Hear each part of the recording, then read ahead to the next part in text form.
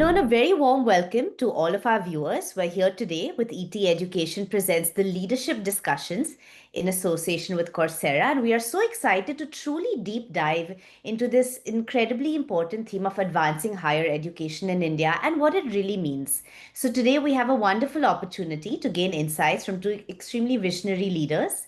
We have joining us Ananthalakshmi Kathiravan, Pro-Chancellor, Dhanalakshmi Srinivasan University of Tamil Nadu, and Prashasti Rastogi, Senior Director at Coursera.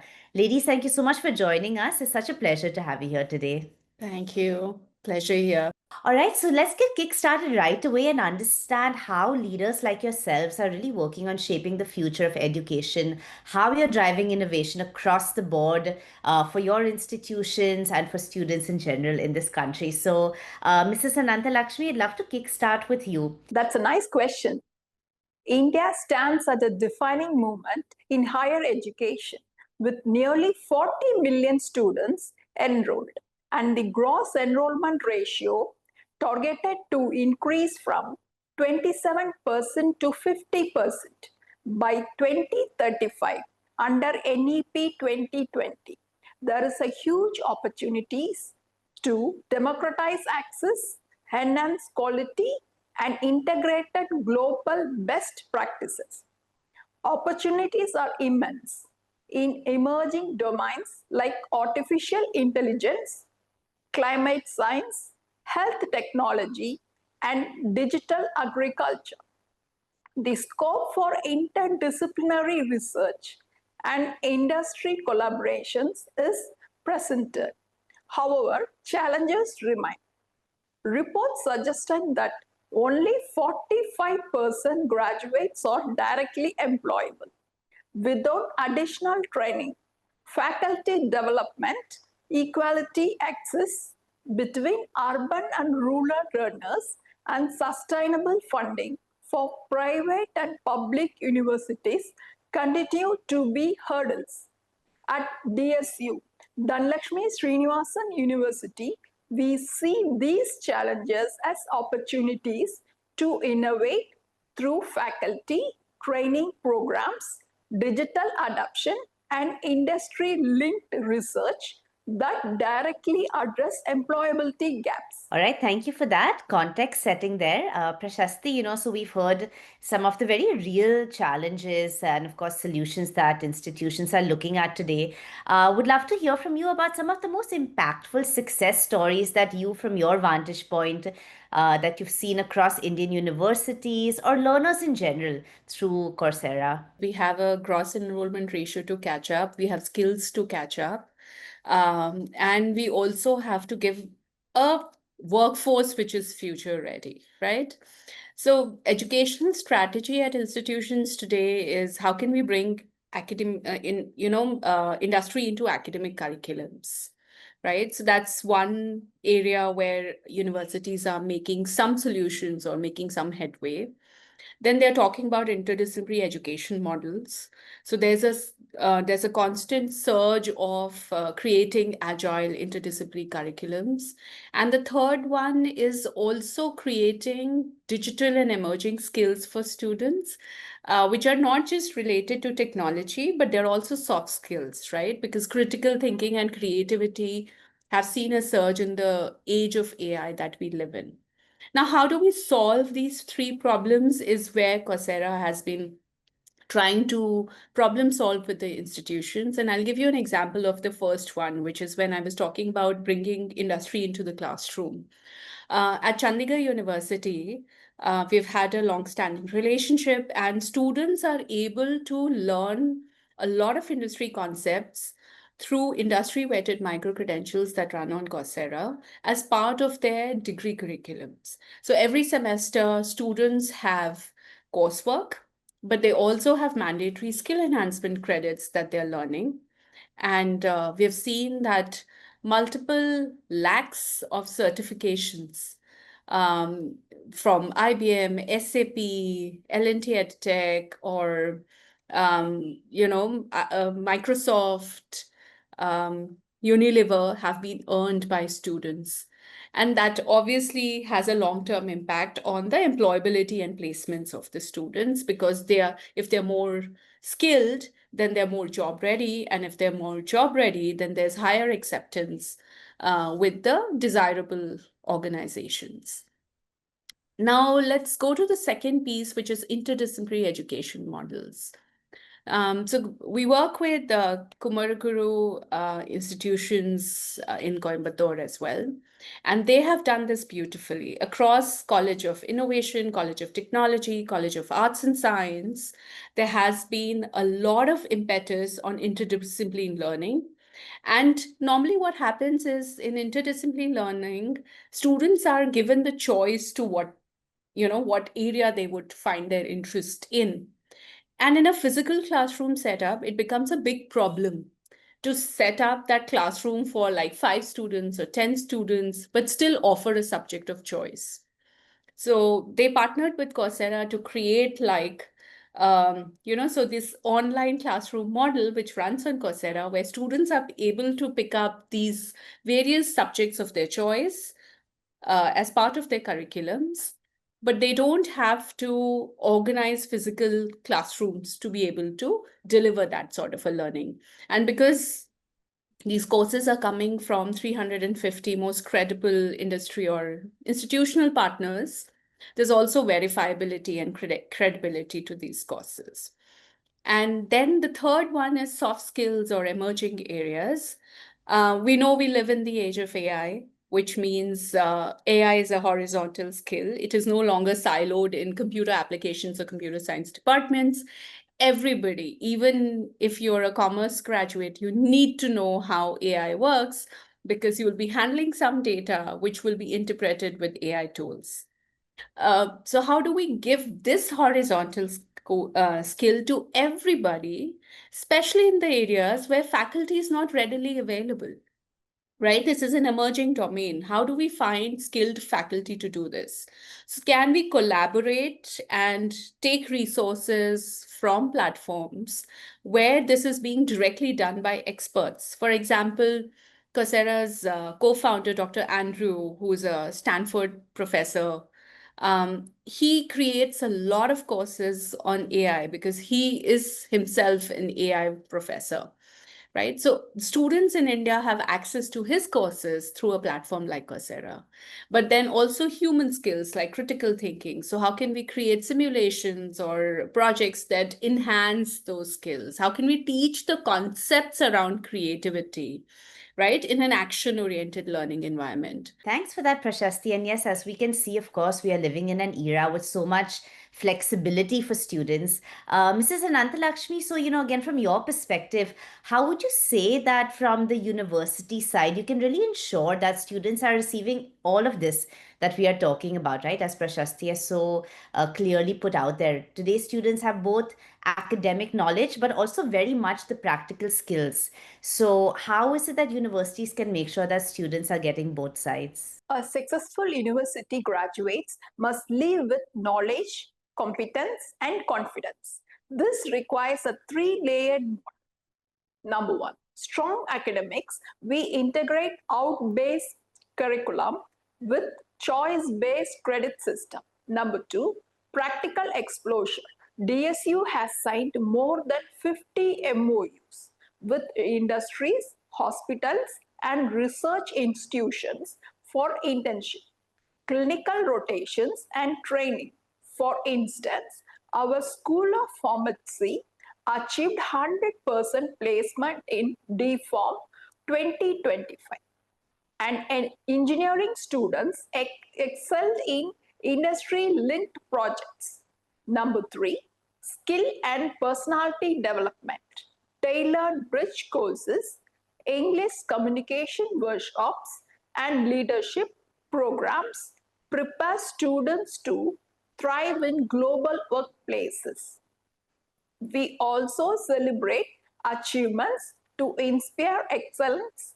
Students NPTEL toppers, national awards, and recognition of best performing faculty during feasts like Anantara, Talentia, Inoxia, and Mid-Tech 2025. Wonderful. Thanks for that. And, Prashasti, same question to you again from a slightly different perspective. What is the right balance that you would say that educational institutions should really look at?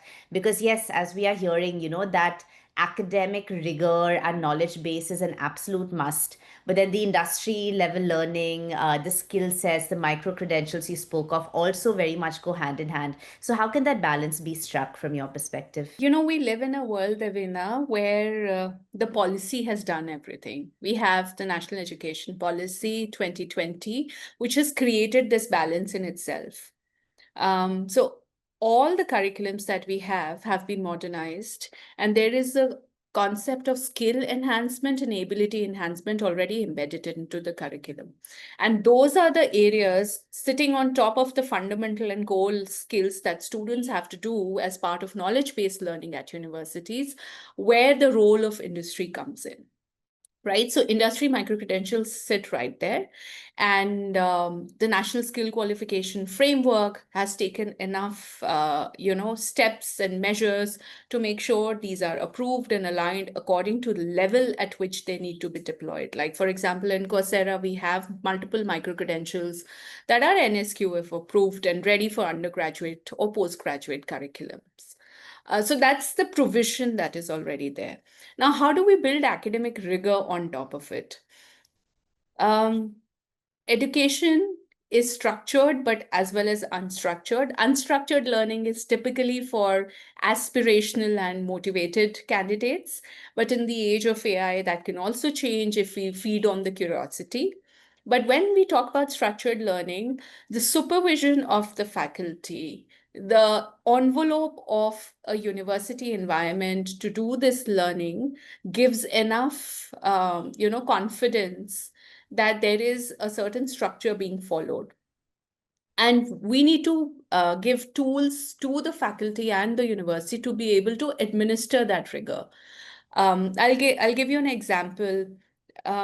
So there are a lot of institutions that are building assessments on Coursera because we have an AI-based assessment tool, and they take those assessments on top of the learning that the students are doing. So there's a industry angle of learning, concepts, practice, labs, projects. But at the same time, there is the rigor of academic integrity, which is being taken care of by the university by using the same tool, right? And we've seen that about 93% of employers that we surveyed recently on impact of these micro-credentials agreed that they are more keen to look at candidates who have earned these micro-credentials as part of their degree curriculum and have earned credits for it, because they feel that universities are very good in making sure that the integrity of the learning is maintained. So I think there's a policy angle, there's a tool angle, and then there is a complete validation from the demand side also. Absolutely. All these factors so important to coexist together. And that's great, really great insights there. And, as we slowly come to the closing of this conversation, I think no topic when it comes to future of education can be had without talking about the role of technology, right? We've touched upon it a little bit. But yeah, Mrs. Ananthalakshmi, just to add to this, in addition to everything you're doing to align with NEP, in your view, what role do you think that digital learning and all the emerging technology that comes with it is going to really play when it comes to shaping the future of the classroom? Yes, digital learning is now the foundation of future classrooms. The shift is from basic online teaching to AI driven personalization, AR, VR, stimulations, and hybrid models. At DSU, we have rolled out a digital transformation policy covering like LMS based courses delivery across all schools, digital dashboards, biometric systems, and online evaluation protocols for transparency, AR VR stimulations in medicine, allied health, and agriculture, allowing students to virtual practice surgeries, diagnostics, and crop cultivation. AI-powered workshops to prepare faculty and students for the future. We also set up meteorological observatory and organized AI-powered research workshops, democratizing our commitment to digital and scientific innovation. Wonderful. Thank you for those insights. Really wonderful to hear what institutions like yours are doing to move into the future of education. And on that note, Prashasti, I think it would be great to hear. But before I go there, I just wanted to also share what Dr. Dhanalakshmi was talking about, right? I took away three things from what she said. She talked about entrepreneurship being facilitated at her institution, students getting that opportunity, and there's an impetus on entrepreneurship. Then she talked about AI as part of all curriculums, right? AI workshops, AI powered future. And she talked about two very, very important domains. One was healthcare, and the second she talked about was agriculture, right? So there's a lot of grassroots problem solving that our country needs to do in healthcare and crop research or seed research to respond also to the climate change and also working on sustainability, right? Like, for example, agriculture waste is now becoming a fuel, biofuel. So all of that is so important. And I feel that Dr. Dhanalakshmi's institution as a research campus is like really engaging with the right problems of the country. And that's what research institutions or institutions originally are meant to do, apart from just being teaching institutions. So I think their contribution to nation building is quite significant.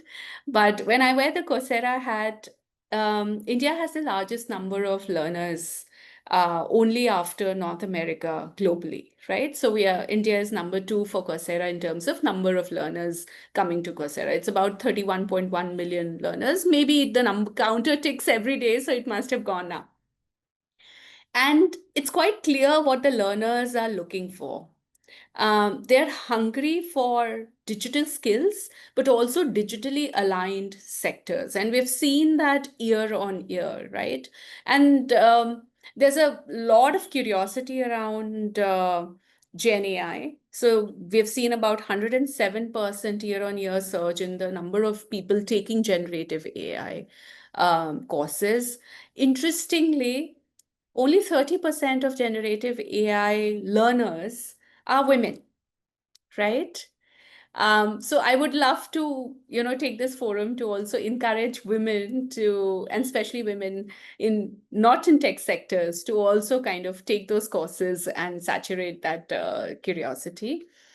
Industry aligned learning for careers, whether it be I'm looking for my first job or second job, is also high.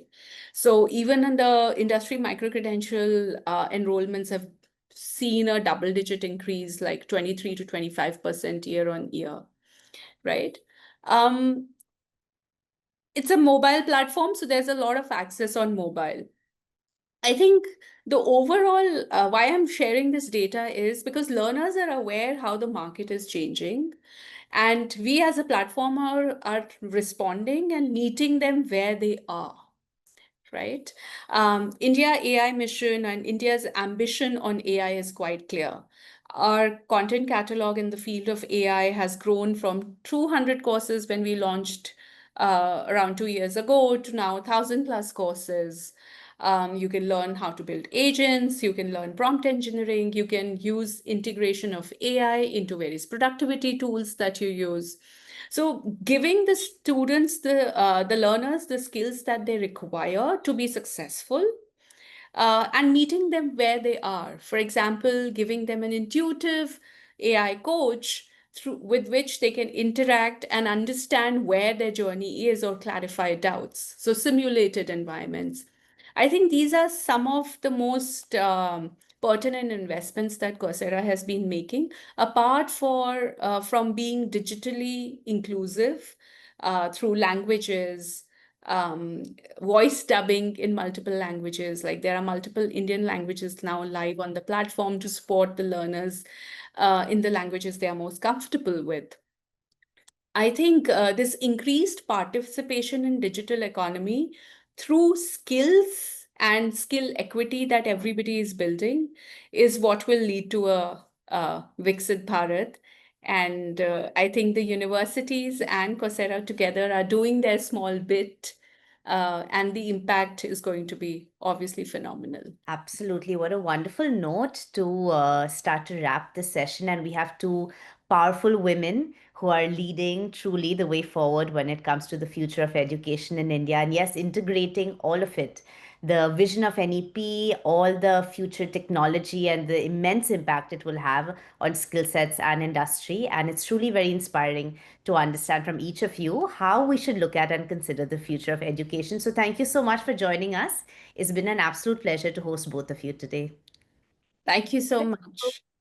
Thank you so much. All right, so on that note, to all of our viewers, that's all we have for you on this episode of ET Education Presents the Leadership Discussions in partnership with Coursera. But do stay tuned to ET Education for many more deep dive conversations with the stalwarts who are truly driving growth and innovation in India's higher education sector. So until next time, many thanks for watching.